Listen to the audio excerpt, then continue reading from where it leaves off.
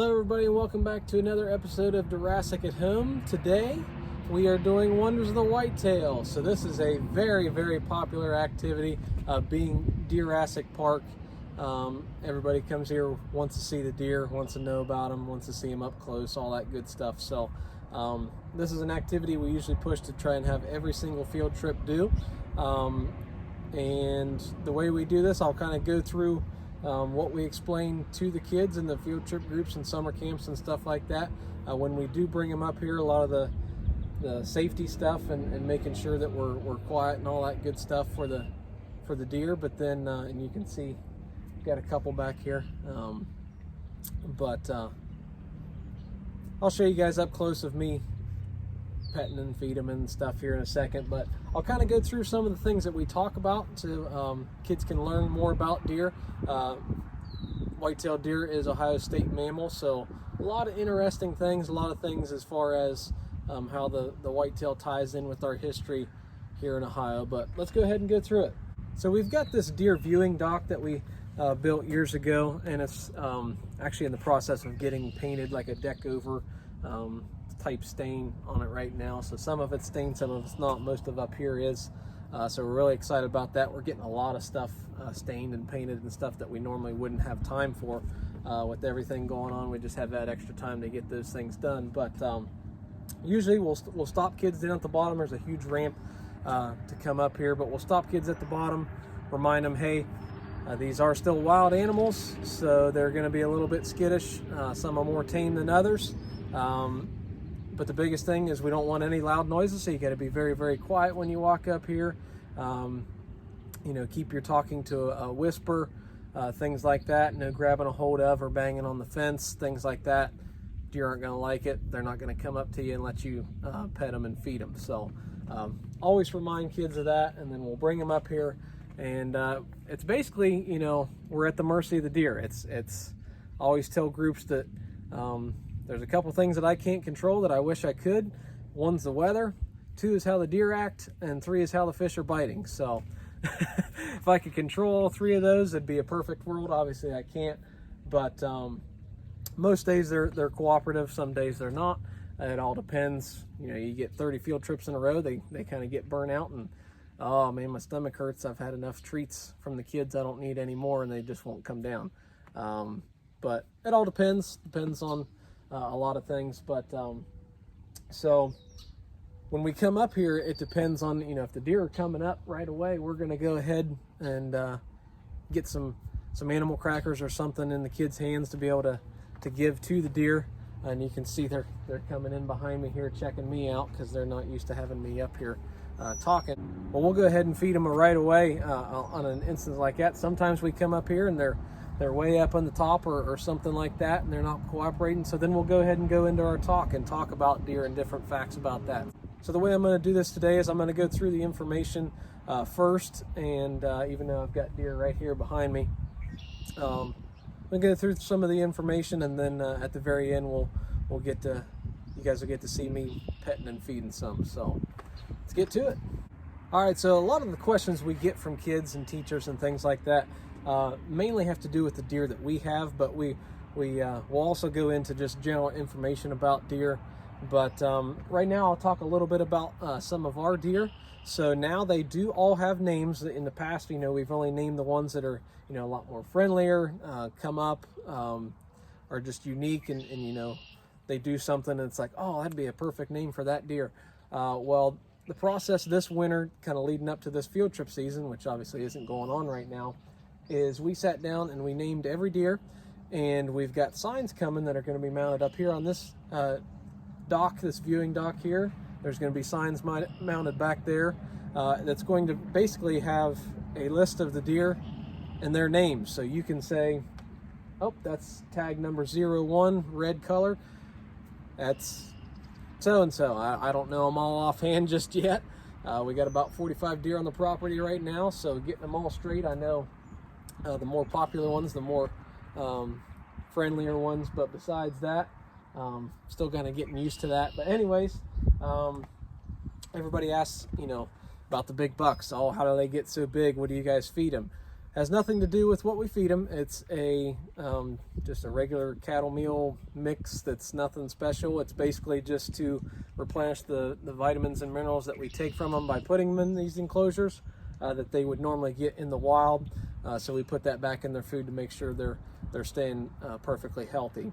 So all of their big racks, they come from strictly genetics. So it's all about the gene pool and the breeding process there. As far as genetics, that's the only way that they get the big racks. So it has nothing to do with what we feed them. Another big contributing factor is the stress level. These guys have it made. They're very spoiled. They don't have to worry about predators. They don't have to worry about finding food, any of that stuff. So a deer stress level is very important to antler growth, and the more stress-free they are, the bigger their antlers are going to grow. So in these enclosures, that's not a problem at all. All right, so another thing that we have for kids that we talk about up here is you see some of this display stuff. So we've got some poster here that talks about jawbone aging, identifying antlerless deer, behavior, all sorts of things, estimating buck age, some general information about white-tailed deer. We've got a lot of poster information. Kids can check that stuff out, but they really want to see all these artifacts here on the table, and I'm going to explain some of them as we go through a list of these questions I'm going to ask you guys. But first I'm going to ask you guys, obviously, what's this? That is a deer shed. So and just keep in mind that we cater to preschool, elementary, middle, high school age kids, and this talk isn't going to be the same every time. I'm not going to ask a group of high schoolers what's a boy deer called, what's a girl deer called, but I'm going to go through all those questions today, so just please keep that in mind. But obviously this is a shed antler, and came from a white-tailed deer. We'll talk a little bit more how deer shed their antlers and all that good stuff a little bit here later. We've got some different various bones from some deer. Does anybody know what bone this is from a deer? You guys know? That is deer's hip bone. So that's its hips. Pretty small one, I might add. What about this one? Does anybody know what this one is? Looks like a dog bone, right? What a dog carries around, buries in the backyard. That's part of their leg, so that's a leg bone. What about this one?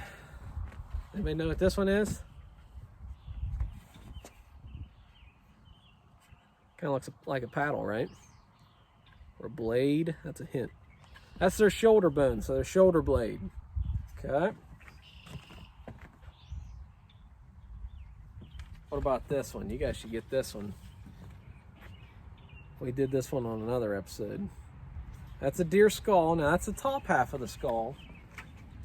And these are from two separate deer, but this is the bottom jaw. And actually these two bones are separate. They're just glued together. So the bottom jaw is always separate from the upper jaw, and then these are actually two separate bones as well. They're just connected by tendons. What about this bone? There's a bunch of bones in there. They're all glued together. You guys know what that is? That is the vertebrae. So that's their spine. That's their backbones. So that's what a deer's spine looks like. Not too much different from what our spine looks like. It's pretty cool there. All right, so we're going to go through a list of questions, and we'll see how much deer knowledge you guys have, and I'll kind of test you guys here a little bit. So we always have this list of questions that we can kind of reference. Actually, this is kind of newer for this year, which is going to be super helpful to any of the staff when they jump in and they got to talk about deer, and they might, you know, be a little bit rusty. They haven't done this talk in a while because we like to mix things up. But some of the questions, you know, very, you know, young age kids is: how many deer have you seen in the wild? What do they look like? Why do you think they are called white-tailed deer? Why are they called white-tailed deer? Obviously, their tail's white on the underneath. The reason is for that is if they sense danger in the wild, they're going to flip that tail up, run away, and that tail is like a white flag warning other deer, hey, there's danger in the area, get out. What's the difference between a boy and a girl deer? shocking that we've got some crazy answers for that one, but the antlers, that's what we're looking for. What's a boy deer called? It's a buck. What about a girl deer? That would be a doe. What are baby deer called? They're called fawns, not Bambi, okay? So what's another name for a dollar bill that's related to deer? We call a dollar bill a buck, right? Well, that name comes from deer. So way back when, Native Americans, and I've talked to you guys about this before, Native Americans trading with the Europeans for their skins, okay, their hides. So this is a buckskin right here, and it's the hide and hair and all that, and this one's been cured and tanned, and it's super soft, and all the hair's been taken off. But guess how much one of those was worth back in the day? $1. So that's where we get the term buck for a dollar comes from, is from those trades. So let's go back to antlers. Talking about antlers. What are they? What are they made out of? Does anybody know what antlers are made out of? So they're made out of calcified true bone. So they're made out of bone. That's the same as like the bones in your body. But what do deer use antlers for? What do they use them for? Do they use them to dig? No. So bucks use their antler in the fall to establish dominance over other bucks and win over a mate, so a doe. So they'll fight with them, establish their hierarchy, all that good stuff. They'll, get a pecking order. So antlers shed and regrow every year. It's a cycle that they go through every single year.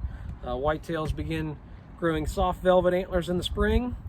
The velvet's soft, has blood running through it during the spring and summer months.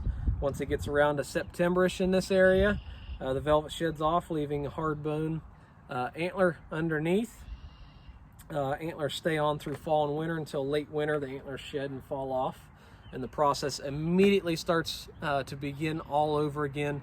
As soon as that antler is cast, the pedicle will pop up and start to grow next year's antlers. What's the difference between antlers and horns? Antlers, horns. A lot of people like to call antlers horns. They're not the same thing. We've got a horn over here, antler right here. What's the difference? So cows, goats, antelope, rhinos have horns, okay? That's this guy right here. Deer, elk, moose have antlers. Antlers regrow and shed every year. We talked about that. Horns keep growing the entire animal's life. So these are continually growing. They're never shed. They're always growing.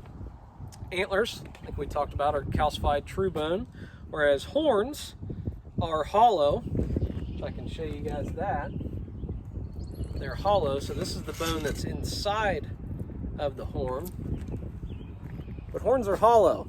Okay, this is off of a longhorn cattle from my buddy's place. He works out at Dixon Cattle Ranch over there towards Barnesville. As you can see, hollow. Okay, and then this bone's actually growing inside there, and it'll continue to fill up the horn over that animal's life. But horns, they're more like they grow like your fingernail. They grow like hair. That's more so what they're like, and they just continually grow. All right, let's take a look at this antler right here. What's weird and different about this antler? What's all those markings on it?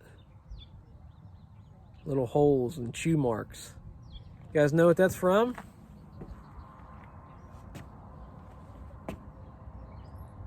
What do you guys think happened to this antler?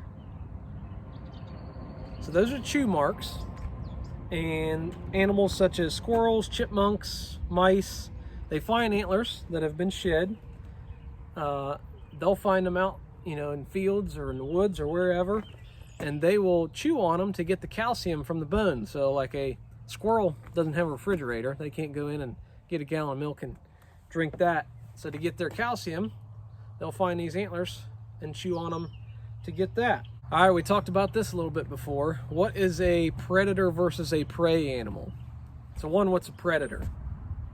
That's an animal that hunts its food. So they're usually a meat eater or carnivore, right? And a prey animal would be what? It'd be like a deer. They don't hunt for their food. They They forage, they eat grasses, leaves, things like that. So they're a prey animal that can be eaten by something else. So what are some natural predators of deer? Do you guys know? Who can give me an example of a predator for a deer?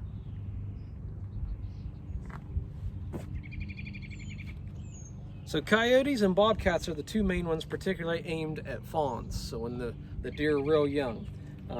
Other sources of predation for fawns would be vehicles, farm implements, things like that. So a lot of people, unfortunately, fawns don't move out of the way usually. Their instincts is to hide and stay hidden in the tall grass. Well, a lot of them, unfortunately, because of that, fall to things like brush hogs and things like that during the spring. Sources of predation that used to live in Ohio for deer were wolves, bears, we still have some but hardly any, and mountain lions. So those used to be things that would hunt the deer, could take down more of a full-grown one a little bit more than things like coyotes and bobcats usually just focus on the fawns there. All right, so you guys know the different signs of a white-tailed deer. What's a rub? Does anybody know what a rub is?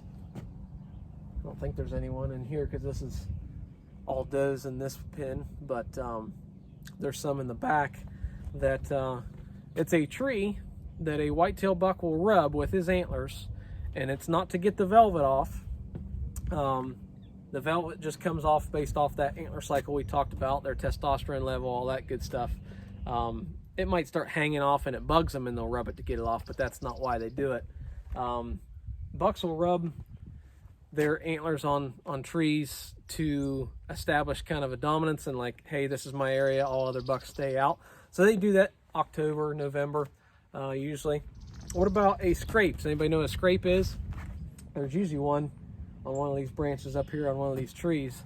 It is a low-hanging branch, and it's basically a deer social media, okay? So it is how white-tailed deer communicate more than anything else.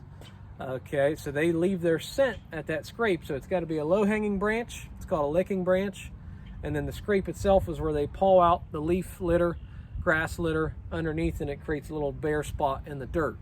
But each deer will leave that certain mark, certain scent there for other deer and say, hey, I was here just checking in, kind of like you do on Facebook. Tracks, we talked about deer tracks. You guys should know what a deer track looks like. Scat, same thing, we should know what that is, but that's something else we'll talk about up here. And then, usually at the end, I'll invite the kids to come up here, check things out, feel them, touch them up close, all that good stuff. But let's see if we can get some of these deer to come up and say hi. All right, so I came back here to show you guys some of these deer, see what's going on with them. But you can see where the bucks are at. They're all like, hey, what are you doing, dude? But you can see where they're at with their antler growth. They got that velvet on. Pedicles are started and getting pretty big already.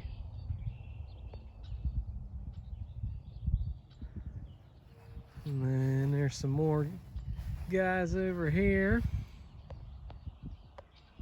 You can see them pretty good. The one on the right's really got some good antler growth already. You can see distinct brow tines on him already. Let's go over and check out some of the does. Look at that, I crack it open and here she comes. So this is Starla. Some of you might have met her already. She's dying. Oh my goodness. She's ready for some animal crackers.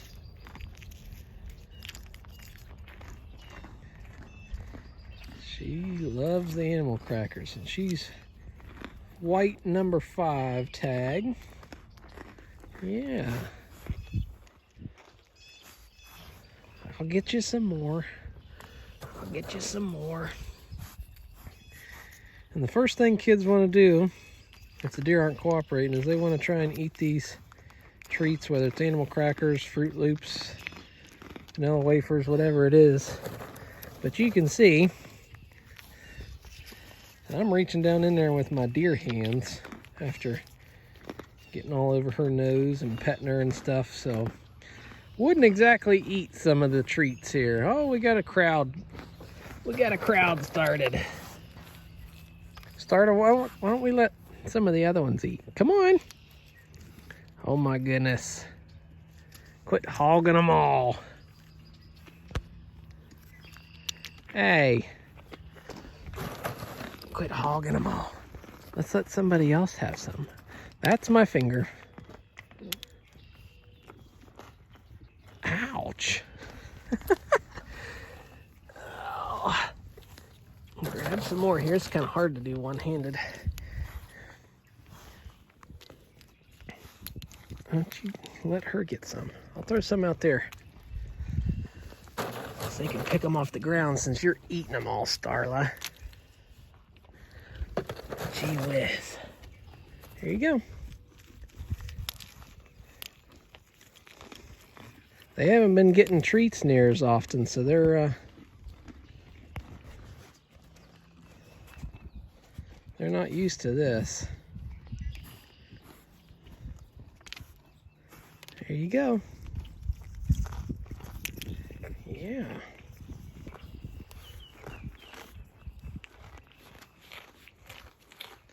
Yeah. I got more. Come here, baby girl.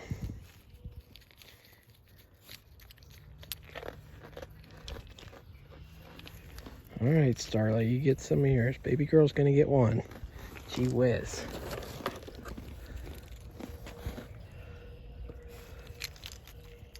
My goodness. Can tell you guys haven't been getting treats as often. No kids out here to give you treats and attention, huh? Yeah. You guys want some? Instead of Starla eating them all, come here. Come on. Look here. You don't want any? Here, I'll throw you some out there. Some of them look at them and go, what the heck are those? And then the other ones, they know. But, yeah. Here's my cooperative does. Huh. Yeah. What's up? What's up? All right. So that's just a little sneak peek of our deer herd.